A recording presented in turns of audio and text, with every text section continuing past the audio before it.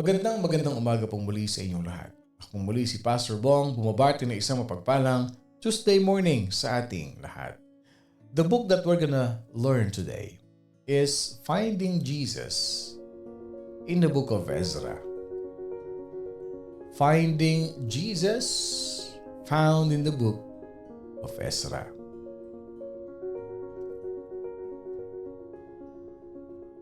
The foundational verse that we're gonna learn today, mga kapatid. But prior to that, we extend, ngayon ko lang nakita.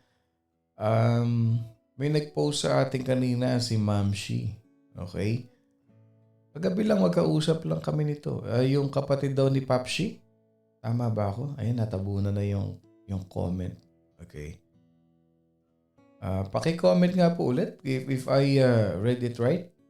Yung kapatid daw ni Papshi, may nangyari ba? Tama ba? Okay. Oh, ayan nga. Pray for Papshi. His sister just died. Oh, condolence po. Prayers for Papshi. Okay. In behalf of Morning Devotion Family, nakikiramay po kami kay Papshi, kay Tito Matt, Dumigpe. At namatay po yung kanyang kapatid. Nag-gumraduate na po. Ayan. Okay, let's continue. Ang ating foundational verse dito, mga kapatid, is syempre in the book of Ezra. Okay. In the book of Ezra, chapter 7, we're gonna read verse 6 and verse 10. This Ezra came up from Babylon, and he was a skilled scribe in the law of Moses, which the Lord God of Israel had given. The king granted him all his requests, according to the hand of the Lord, his God upon him. For Ezra had prepared his heart to seek the law of the Lord, and to do it, and to teach statutes and ordinances in Israel. Basahin natin sa Tagalog. Okay? Basahin natin sa Tagalog itong verse natin. Okay?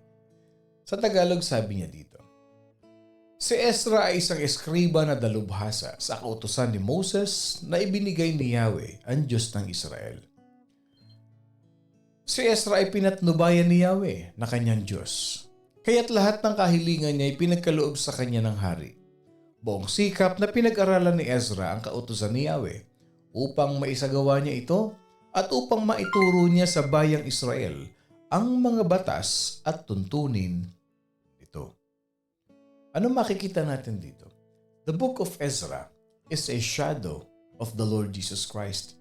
Hindi ito types, hindi ito prophets, shadow ang tawag dito. Yes, we can consider that it was illustrated in the prophet life of Ezra. Yes. Umpisahan natin ito. Okay. Sabi niya si Ezra daw ay isang scribe.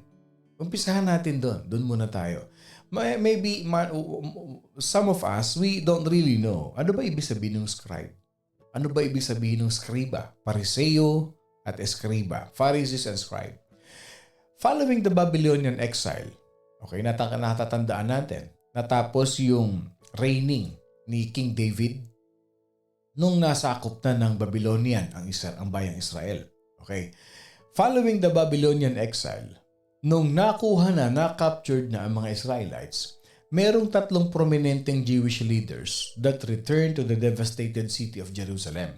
Okay. After that Babylonian exiles, 3 prominent Jewish leaders returned to the city of Jerusalem. Okay. Sino yon? Number 1, si Zerubbabel. Okay. Isa, si Zerubbabel. Zerubbabel was assigned the task of what? Leading in the rebuilding of the Temple of Jerusalem, which had been broken. Kasi yung Temple ng Jerusalem, winasak po ito, mga kapatid. Winasak ito, giniba ito ng mga Babylonian. Nung kinaptive nila, sinira nila ang bayang Israel and even the Temple at Jerusalem. So after nun, itong si Zerubbabel, unang bumalik sa Jerusalem. Talagang gumuho ang mundo nila. They were so devastated, and Zerubbabel was assigned an assignment, the task of leading in the rebuilding of the temple which had been broken and left in ruins. Talagang bagsak ito ha, giba talaga. Okay. Pangalawa, si Nehemiah. Nehemiah, he mobilized and motivated the Jewish exiles to rebuild the cities. Yung mga broken walls at yung mga sinunog na gates, mga kapatid, ano? Kaya anong nangyari, bumagsak ang mga gates, bumagsak ang mga wall, yung mga kaaway nila, yung mga Moabita, yung mga Canaanites, madali na silang pasukin. Yes, ganun na nangyari sa bayan ng Jerusalem, sa Jerusalem Temple. Okay? So ano nangyari? Itong si Zerubbabel, mga kapatid, iniipon niya yung mga tao. Okay? Siya yung talagang kinausap niya, ito gagawin natin, bubuuin natin ulit to ha. Magtutulong-tulong tayo. Yun ang part ni Zerubbabel. Okay? Binigay niya yung plano. Pagdating naman dun sa action, yung talagang reconstruction na, yung tinatawag na restoration, ang nag-lead naman nun si Nehemiah. Okay? Kaya ito yung mga ginagamit ni Lord. Ang pangatlo, si Ezra. Okay? Yan ang naging role ni Ezra. Ezra is a scribe. What is a scribe?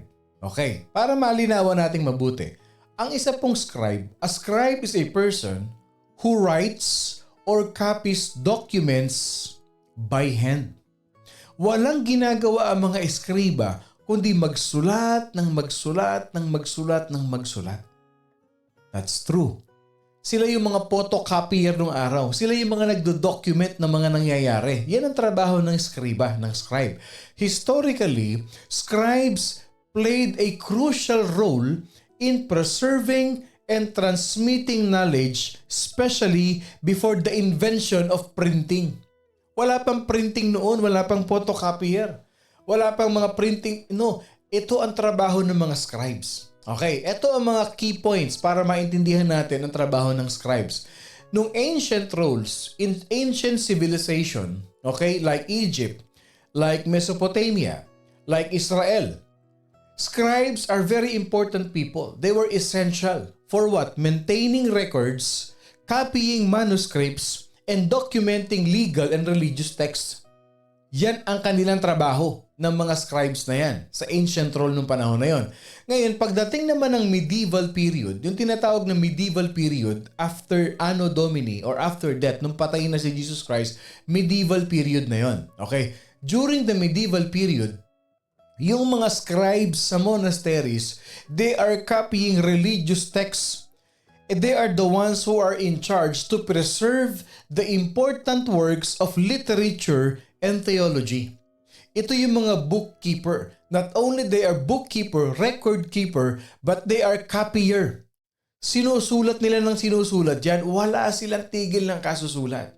Okay? Pag mayroong mga revisions, pagka mayroong, dalawa yan, yung mga Pharisees and scribes. Ang scribes ang nagsusulat, ang Pharisees ang nagpapatupad. So pag meron na naman silang dinagdag, meron na naman silang panibagong panukala, new laws, new rules, new regulations, with the laws that God has given. Actually, 10 lang yung binigay na law eh. Pinarami na nila ng pinarami. Okay? Ang trabaho nila, meron tayong panibagong batas na naman na ipinatupad. Meron na naman tayong panibagong dinagdag sa law. May rules na naman, may mga legalist na, may mga legal laws na naman. Ang gagawin ng scribes, ganun ba? Uulitin ko na naman. Umpisahan ko ulit sa simula. Ipapasok natin tong Article 1 of the Revised Penal Code. Yung mga ganon. Sila yung nagsusulat niyan. Sa Jewish tradition, tandaan niyo andito yung progression. Ancient role, medieval role, at Jewish tradition. In Jewish history, ang scribes, ang tawag sa kanila, soferim. Okay? Ang tawag sa kanila, soferim. They were responsible for copying the Torah, yung Torah, and other sacred texts with great precision. Kailangan accurate yan. Hindi mo sila pwedeng abalahin. You cannot disturb them because it has to be precise. So copies from copies to copies to copies sila ang gumagawa niyan. Okay? Ngayon, meron tayong Jewish tradition, ilipat na natin sa modern usage. Okay? Ibig sabihin, sa panahon natin ngayon, sa modern times, The term scribes or sopherim can also refer as what? They are the journalists. They are the writers who documents events and stories. Okay? Nakuha natin. Okay. So, mag-amen nga para alam kong na hindi kayo natutulog dyan. Okay? Can I see an amen if we are following this? Okay. Binibigyan ko kayo ng introduction para alam nyo kung anong trabaho ni Ezra. Baka mamaya may magtanong sa inyo, ano ba yung scribe? Ewan ko, narinig ko lang kay pastor eh. So, in the modern times, ang scribes, journalists, or they are the writers, mga kapatid. So, but it was the faithful scribe. Sabi ng verse kanina, Ezra is a faithful, favored by God. Because he was faithful, his task, yung kanyang assignment to accomplish the most important of the rebuilding assignments. Hindi lang sa scribes. Bakit? Because Ezra pointed the people to God's word. Hindi lang niya sinusulat yung salita, yung history, yung Torah. Hindi lang ganun ang ginawa niya. Pero ipinangaral niya sa mga tao. He was appointed by God to what? To deliver to the people the crucial rebuilding of the spiritual integrity of the people of God. Kailangan malakas ang mga tao spiritually. Bakit? Ikaw ba naman sirain yung bahay mo eh? Ikaw ba naman sirain yung temple? People were so devastated. People were so down that time. Ang kailangan nila, spiritual revival. At yun ang naging part ni Ezra. Same thing in us. Kapatid, if you are spiritually healthy, you will be physically healthy, you will be mentally healthy, at magiging malusog na malusog ka. Pag ang spiritual mo, ang kaluluwa mo malakas, malusog, it follows. Kasi may mga tao, nakikita nyo lang malusog. Pero spiritually, they are what? Malnourished. Ang hirap ng ganun. Tignan mo yung katabi mo. Kahit ganyan yan. Ano ng timbang yan? Hindi basihan yung laki, yung taba. Kahit sabihin mo punong-puno pa ng muscle, pero pag spiritually malnourished yan, mahina sa buhay. Madaling matalo ng problema. Pero pag malakas ka spiritually, walang problemang makatatalo sa'yo. Bakit?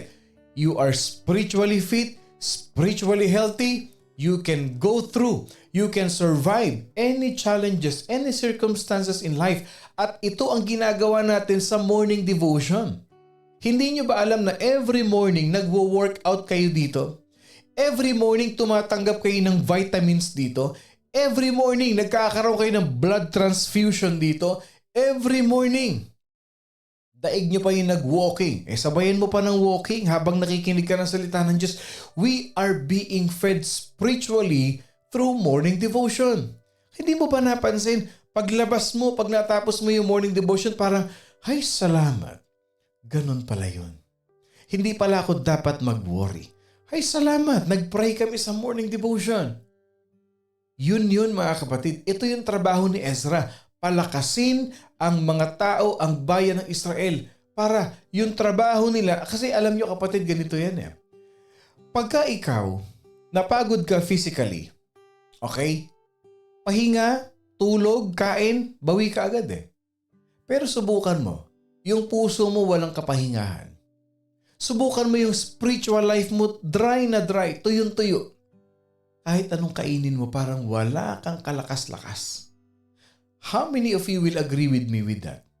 Yung bang pagka ikaw internally, emotionally depressed ka, spiritually drought ka, spiritually dehydrated ka, yung parang walang joy sa puso mo, walang peace sa puso mo, yung bang kahit anong sarap ng pagkain na nasa harap mo, no matter what kind of food, no matter how expensive it is, no matter how nutrition it is, how substantial it is, parang walang pumapasok na lakas sa katawan mo eh.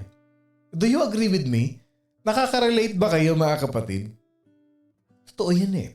Pero pag malakas ka spiritually, kahit tinapa, kahit bulang lang ang kinakain mo, parang sarap na sarap ka. Bakit? May peace ka sa puso mo. May contentment ka sa puso mo.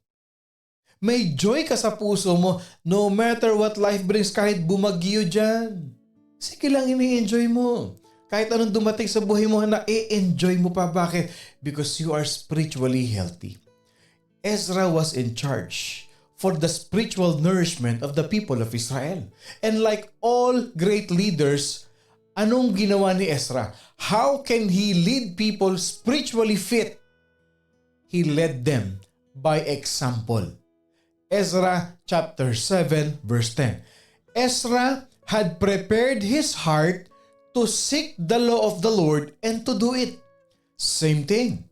Kung nakikita niyo si Pastor Bong na lulugo-lugo, nakikita si Pastor Bong na lalamya-lamya, para namang hindi totoong spiritually fit itong pastor na ito, tapos mangangaral, magtuturo ng Word of God. Ano ba yan? Parang hindi makatotohanan. Same thing. Si Ezra, kailangan ipakita rin niya na na-enjoy niya ang Word of God. Same thing. Ezra needs to be a leader by example. He's gonna lead the people to become spiritually healthy. First, it should be seen on him na spiritually healthy nga talaga siya. Nakikita sa kanya. Kaya tayo mga kapatid, sa morning devotion, yes, it's good to share the gospel. It's good to share the goodness of God, but it has to be seen in us first. Makita muna sa atin. Paano matuturuan yung isang taong, mag-pray ka lang. Ba't ikaw di ka nagpe-pray? Kadalasan nakikita ko nagwawala ka pa nga pag may problema ka. Di ba? Magkakaroon ng contradiction. Reality versus expectation. How can you lead people to read their Bible if you yourself do not read the Bible? You lead by example, same as Ezra. So while we never read of a direction mention of the Messiah in Ezra, hindi man natin makita yung malinaw na direksyon. Saan natin makikita sa mga isinulat ni Ezra? Yun ang challenge. And I have to pray to the Lord, Lord, saan ko ba makikita si Jesus Christ dito sa book of Ezra? But I'll tell you this, it is impossible to miss Jesus if you walk through the verses in the book of Ezra. Kasi from chapter 1 hanggang matapos ang chapter ng Ezra, as you walk through this book mga kapatid, makikita mo si Jesus Christ. Saan? Sa buhay ni Ezra. Makikita mo si Jesus Christ kay Ezra. As a scribe, mga kapatid, Ezra, he admired and he honored the Holy Scriptures. And his desire is not only to know the Scripture, but to practice them in his daily life. Yun si Ezra. Yun ang morning devotion family. Yun ka. Huwag ka lang stagnant sa naririnig mo sa mga lesson natin, isa pa buhay mo. I-apply natin sa buhay natin ang natututunan natin sa morning devotion. Not only that we are sharing the good news, but we are applying the good news in our life. Kaya nga po ang advocacy ko, Lord, patuloy niyo po akong gamitin, Panginoon. Lord, please continue to use me to deliver your words practically, that they may apply it in their personal life. Importante sa buhay, lumalago sa salita ng Diyos na i-apply sa buhay natin. Ilan sa inyo dito may kilala na ang tagal-tagal ng Christian pero hindi mo makita sa buhay niya yung salita ng Diyos na pinag-aaralan niya every Sunday? How many of us here may kilalang ganyan? Can I see an amen? Yung bang ang tagal-tagal ng Kristiyano pero hindi mo makita ang pagka-Kristiyano kasi hindi ina-apply sa buhay. Kaya wala kang ma-invite tuloy. Nagugulat yung mga kasama mo sa trabaho. Yung kasama mo, yung naging kaibigan, ay Christian ka pala. Parang hindi naman. Why? Kasi hindi ina-apply sa buhay. Hindi nakikita sa buhay ang pagka-Kristiyano. Ang tawag dyan, bato-bato sa langit, ang tamaan, wag magagalit. Pag tinatamaan, hallelujah, praise the Lord. Thank you Lord, na-remind ako. Salamat Lord. We have to put them in practice in our daily life. In the same manner, okay, tingnan ninyo ha, si Ezra, he admired, he revered, he honored the Word of God. Hindi lang niya ginalang, minahal, binasa, in-apply niya pa sa buhay niya. Okay, kay Jesus tayo. In the same manner, Jesus loved the scriptures and He built His earthly life upon them. Alam ba ninyo na si Jesus Christ, He loved the scriptures. He read the scriptures at in-apply niya sa buhay niya ang scriptures. Jesus was illustrated by the same life of Ezra. Tignan ninyo. After the baptism of Jesus Christ, He was led into the wilderness. He was tempted by Satan. Papaano sinagot ni Jesus Christ sa Satan? Sa bawat temptation, dun sa tatlong temptation na yun. Hindi na sidetrack si Jesus Christ. But He stood with His mission. Ano sabi niya? Basahin niyo yung Matthew chapter 4. Verse 4. Verse 7. Verse 10. Yung temptation ni Jesus Christ, makikita niyo sabi ni Jesus Christ doon. It is written. It is written. It is written. He quoted the scriptures. Not only that He loved, He desired the scriptures, but He applied it in His life. Jesus Christ stood on the Word of God and applied it to every detail of His life. Alam niyo ba na all of the scriptures was given to us by what? By inspiration of the Lord Himself. Ini-inspire tayo ng Bible. Ini-inspire tayo ng Word of God. Sino ang nang-i-inspire sa atin? Si Jesus mismo. Inspiration means the words are God's own words. At binigay niya yun sa atin. He gave them to us. To men through men. 2 Peter chapter 1:21. Ano sabi ni Simon Peter? Holy men of God spoke as they were moved by the Holy Spirit. Holy men of God spoke. Si Ezra, prophets, Moses, leaders, biblical leaders, holy men of God spoke. Why? Because they were moved by the Holy Spirit. Kaya ang Bible nakaka-inspire, nakaka-transform because we are being moved by the Holy Spirit. Alam niyo ba yung Greek word, yung word na Greek word ng moved? Alam niyo ba ibig sabihin niyan? It shows up a narrative of what? Pag minove ka ng Holy Spirit, wala kang magagawa. Natatandaan niyo si Paul? Yung sa Acts 27, merong matinding bagyo na dumating. Okay? There was a fierce storm and the sailors were on board. Anong ginawa ng mga sailors? Hindi nila ma-steer yung barko. Hindi nila mailiko. Bakit? Because of the strong winds. And they just allowed the winds to take the ship wherever it go. Acts 27. Yun ang ibig sabihin ng moved by the Holy Spirit. Hindi mo kayang kontrolin. Ikaw ang kukontrolin ng salita ng Diyos. Yung mga tao na to, si Ezra, in the life of Ezra, siya ang itinulak ng salita ng Diyos to lead the people of Israel to be spiritually healthy. Same thing in us. Pag nagdwell ka sa salita ng Diyos and allow that strong wind of the Holy Spirit to move in your life, hayaan mo lang, huwag mong kontrahin. Hayaan mong i-move ka ng Holy Spirit. Hayaan mong yung Holy Spirit ang magbigay sa iyo ng direction. Huwag ka dyan, kumaliwa ka. Huwag kang dediretso. Dito ka, allow the Holy Spirit. Huwag mong labanan. Yan ang tinatawag na moved by the Holy Spirit. O binigyan ko kayo ng malalim na interpretation dyan ha. 2 Peter chapter 1 verse 21.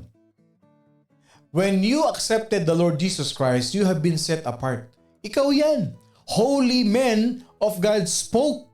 Kaya pag nagsasalita ka, sabi mo, parang hindi ako yung nagpe-pray na yun, Pastor. Nung nag-pray ako, grabe, iba yung lumalabas sa bibig ko. Nung kinausap ko yung taong yung Pastor, hindi ko alam po saan nanggagaling yung sinasabi ko. Ang dami kong verses na nasabi. You have been set apart. You are considered holy. That when we speak, We are moved by the Holy Spirit. Same thing kay Ezra. Nagdwell siya sa Word of God. Nagdwell siya sa Scripture. He was moved with the power of the Word. Yung mga author ng Bible, mga kapatid, the authors of the Bible, they were active member of the ship. Okay? Yung Acts 27 na yan. Yung mga authors ng Bible na yan, hindi sila. Kung hindi yung Holy Spirit ang nag-inspire sa kanila, yung Holy Spirit ang nag-move sa kanila because they gave up control over the course of their writings. Inspired by the Holy Spirit yan. In every real sense, the writings were not their own. It is the Word of God. Ginamit lang sila. Anong mapapansin ninyo? Based dun sa author ng mga sumulat ng Bible, kung anong pagkatao nila, ganun sila magsulat. Kung ano yung kanilang character, what kind of person they are, ganun dun yung mapapansin the way kung paano nila isinusulat yung inspirational words ng Holy Spirit. Si Peter, si Mark, si John, si Luke, makikita nyo mayroong author na patalon-talon yung sinusulat. May author na detalyadong magsulat. Kagaya ni Moses. Ang galing magsulat ni Moses. Bakit? Nag-aral. Malalim ang pinag-aralan niya. Ano sabi ng Jeremiah 1:9? Tignan ninyo ha. Because God expressed this very point to Jeremiah. Ito ang katunayan na hindi yan sariling salita nila. Jeremiah 1:9. I have put my words in your mouth. The scripture never originated with men. It originated with the Lord Himself. The writer's personalities, the writer's styles are unique to them. But it was God who moved them to write by His Spirit, that the same Spirit who raised Christ from the dead. So after realizing the truth, si Ezra bumigay na. He gave into it. Bakit naging ganun si Jesus Christ si Ezra? Same thing. Jesus Christ our Lord, when He was clothed in human flesh, nung naging tao siya, we find Jesus reflected in Ezra as the faithful scribe. Jesus Christ wept over Jerusalem. Just as our Lord, He wept over the same city 4.5 centuries later. Umiyak si Ezra sa bayan ng Jerusalem. Si Jesus Christ, yung Passover na yun, papasok siya yung kanyang triumphal entry. Di ba umiyak si Jesus Christ? Ezra poured out his heart with tears of what? Remorse. Bakit? Ang daming sinayang na taon ng mga Israelites sa kanilang rebellion. Umiyak si Ezra. This brings us to our mind that the deeds of our Lord, when He entered the holy city, riding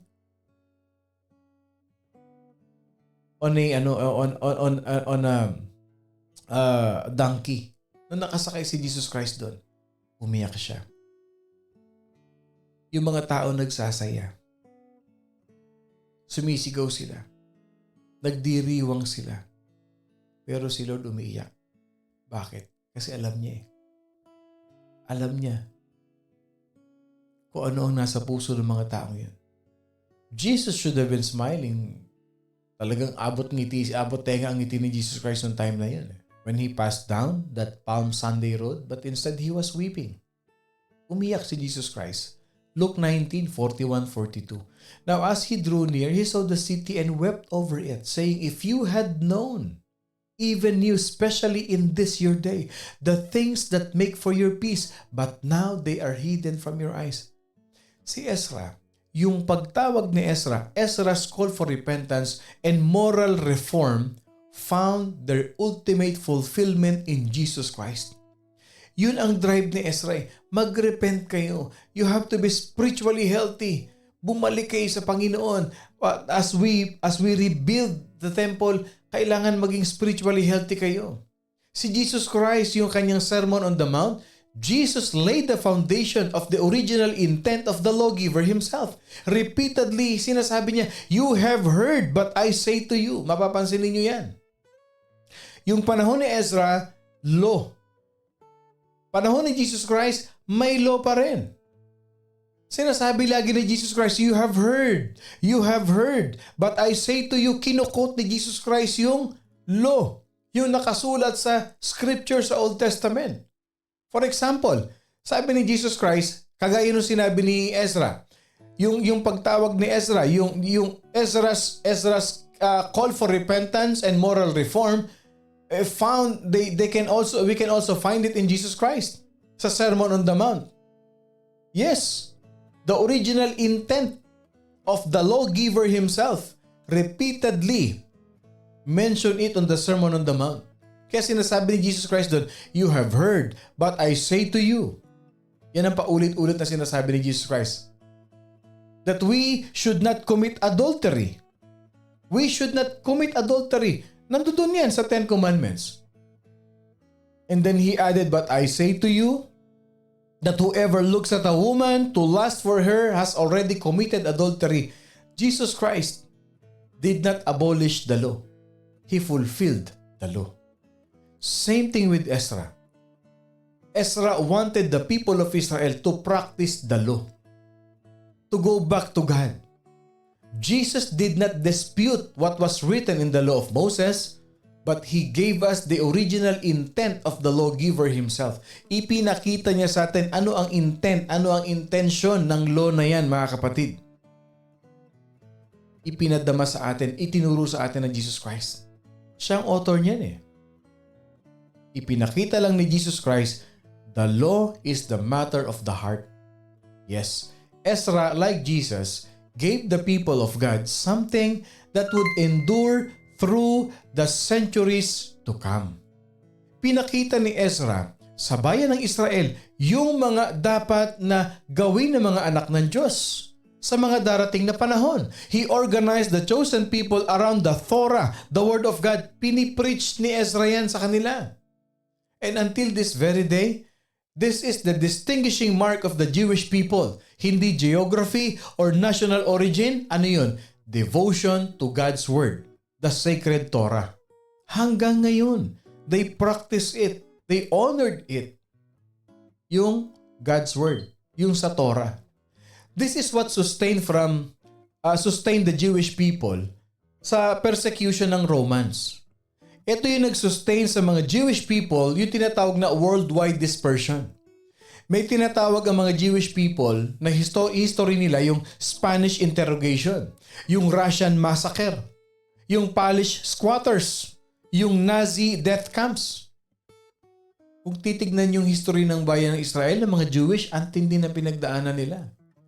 God's Word, both living in the person of Christ and written in the Holy Scriptures, is alive and well.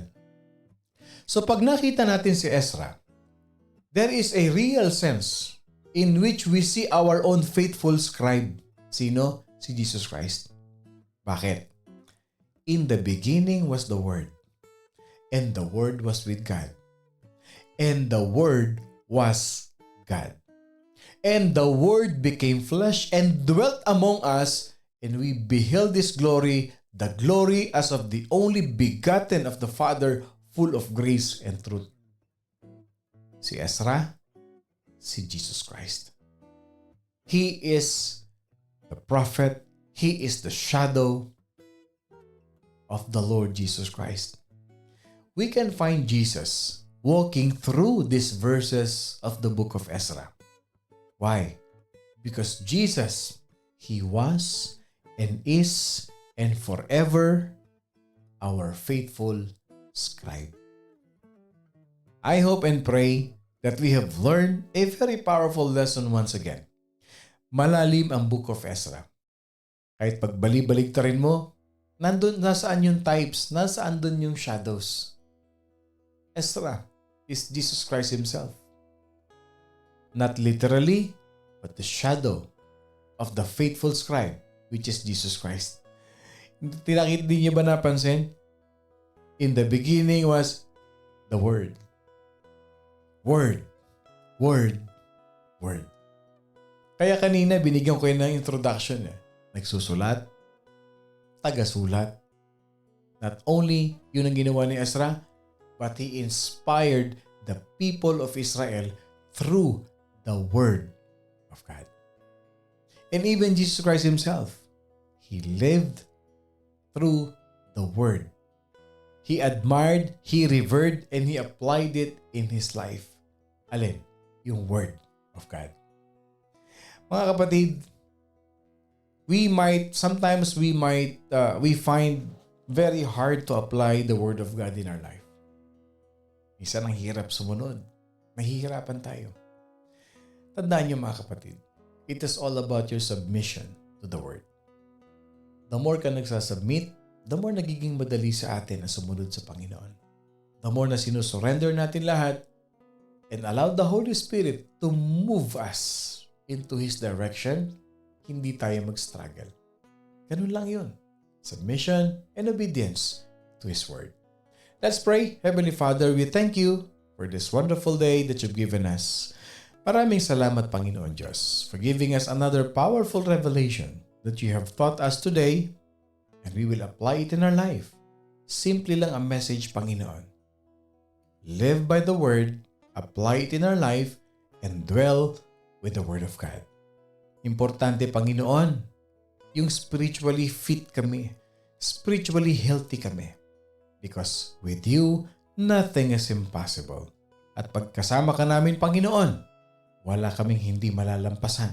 Ano mang pagsubok ng buhay, it is always by your Word and by your power. We give you all the glory at ingatan mo mga kapatid namin, Panginoon Diyos. Pagalingin mo, palakasin. In Jesus' name we pray. Amen and amen and amen.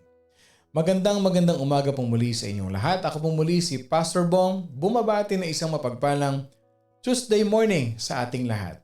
Ipe-play ko ulit yung ating feeding program para dun sa mga hindi nakapanood kanina. Ito pong muli ang ating morning devotion feeding program ministry.